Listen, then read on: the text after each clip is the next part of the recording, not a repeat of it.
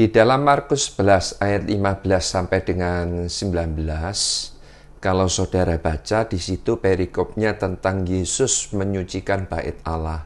Di dalam kisah tersebut kalau saudara teliti ada kisah di mana Tuhan Yesus itu marah. Tuhan Yesus membawa cemeti, Tuhan Yesus marah di bait Allah. Nah, di bait Allah yang seharusnya Yesus itu mengajar kebenaran, di bait Allah yang seharusnya Yesus itu menyembuhkan, mengusir roh-roh jahat, membuat mujizat, tetapi dalam bacaan tersebut ada sesuatu yang tidak biasa Yesus lakukan, yaitu apa? Yesus marah, saudara. Yesus membawa cemeti, Yesus mengusir orang-orang berjual beli yang ada di halaman bait Allah.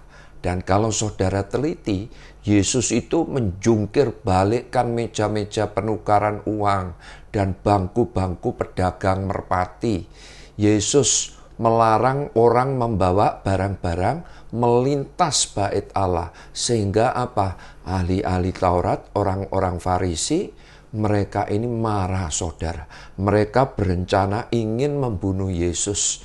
Padahal orang-orang banyak mendengar pengajaran Tuhan Yesus, mereka ini sangat takjub dan kagum. Tetapi ahli Taurat, orang Farisi melihat Tuhan Yesus marah di bait Allah, orang Farisi ahli Taurat ini berencana ingin membunuh Yesus. Nah, pertanyaannya mengapa di bait Allah ini Yesus marah?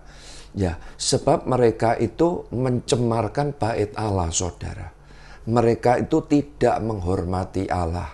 Mereka itu memanfaatkan nama Allah untuk keuntungan pribadi. Nah, seharusnya di bait Allah itu tempat kehadiran Allah. Seharusnya di bait Allah itu apa, saudara? Pusat ibadah, pusat doa. Jadi itu sebabnya pada waktu Tuhan Yesus membongkar bangkir meja-meja penukaran uang, bangku-bangku pedagang, orang-orang pedagang burung merpati itu dijungkir balikkan. Nah, Tuhan Yesus mengajar dan dia berkata, bukankah rumahku harus disebut rumah doa bagi bangsa-bangsa, tetapi engkau menjadikan sarang penyamun. Nah, jadi yang artinya apa, saudara? Yang artinya Tuhan memang berkehendak di bait Allah itu ada kekudusan, menjadi rumah doa, menjadi pusat pelatihan. Bukan soal bisnis, bukan soal dagang, bukan soal untung dan rugi. Bait Allah itu bukan sekedar cuma bangunan gedung, tetapi bait Allah itu dikatakan oleh Paulus kepada jemaat di Korintus, ditulis di dalam 1 Korintus 3 ayat 17, jika ada orang yang membinasakan bait Allah, maka Allah akan membinasakan dia. Sebab apa? Bait Allah adalah kudus dan bait Allah itu ialah kamu. Nah, jadi jelas peristiwa Yesus menyucikan bait Allah tetap akan terjadi sampai hari-hari ini. Bukan hanya sekedar sejarah 2000 tahun yang lalu.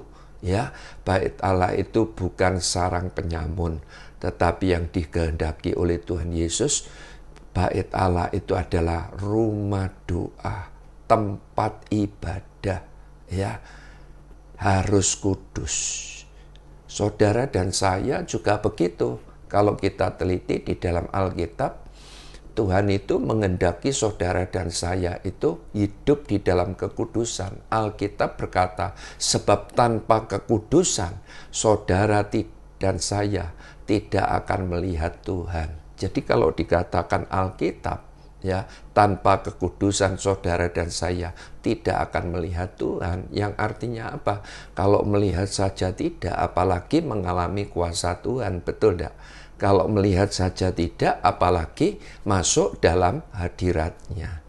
Melihat saja tidak, apalagi kita mempunyai kerinduan, satu kali kelak kita duduk makan bersama di dalam perjamuan kawin anak domba domba Paskah dalam kerajaan surga, jelas itu juga tidak mungkin.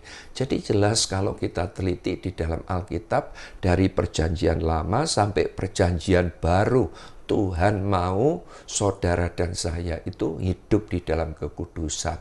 Ditulis di dalam Imamat 11 ayat 45 dikatakan, sebab akulah Tuhan yang telah menuntun kamu keluar dari tanah Mesir, supaya menjadi Allahmu. Jadilah kudus sebab aku ini kudus, kata Alkitab. Di dalam 1 Tesalonika 4 ayat 7 juga dikatakan, Allah memanggil saudara dan saya bukan untuk melakukan yang cemar, melainkan untuk melakukan kekudusan. Ditulis di dalam 1 Petrus 1 ayat 15 sampai 16, tetapi hendaklah kamu menjadi kudus di dalam seluruh hidupmu, sama seperti Yesus yang kudus yang telah memanggil kamu. Sebab ada tertulis, kuduslah kamu sebab aku kudus. Jadi itu sebabnya hari ini Tuhan menghendaki Bait Allah bukan sekedar cuma bangunan gedung gereja, tetapi berbicara saudara dan saya harus hidup di dalam kekudusan. Tuhan Yesus memberkati.